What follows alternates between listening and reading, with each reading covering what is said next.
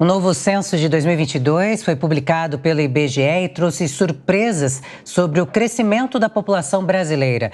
A reportagem é de Vitor Moraes. A taxa de crescimento anual da população brasileira atingiu o menor nível em 150 anos. Desde que começaram a contar quantas pessoas tinham no país, lá em 1872, é a primeira vez que a população cresceu em menor ritmo.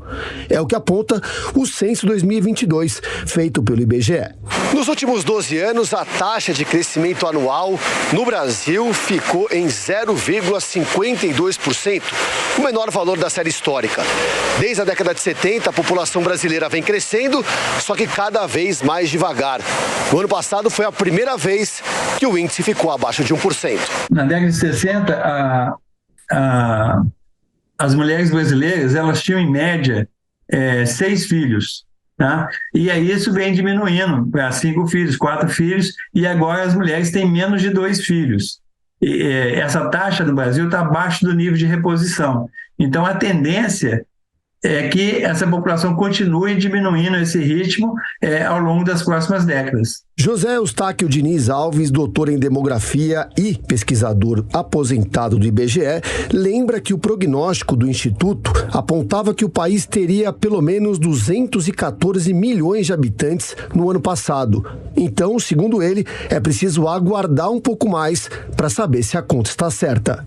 Teve um problema que estava previsto fazer uma contagem populacional em 2015, que não foi feita por falta de recursos. Então, a projeção seguinte que o IBGE fez foi de 2018.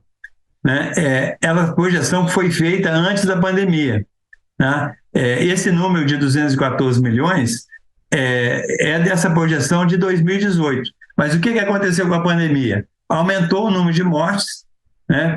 Foi 700 mil, mas se você contar a subnotificação, foi mais de 1 milhão de mortes na pandemia. Nos últimos 12 anos, o Brasil ganhou 12 milhões de habitantes, chegando a 203 milhões. Até na época da República, né, de 1889, a região que tinha mais gente no Brasil era o Nordeste.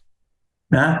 A partir da República e ao longo do século XX, a região Sudeste passou a ser a região mais populosa do país, que chegou num ponto que o Sudeste começou a diminuir, o ritmo de crescimento começou a diminuir no Sudeste. E quem cresce mais no Brasil atualmente é o Centro-Oeste. Né? Porque o Centro-Oeste, o que acontece? É uma área de fronteira. A região Sudeste tem 85 milhões de habitantes, o que representa 42% da população do país. Os 3 estados brasileiros mais populosos são São Paulo, Minas Gerais e Rio de Janeiro, que concentram 40% da população brasileira.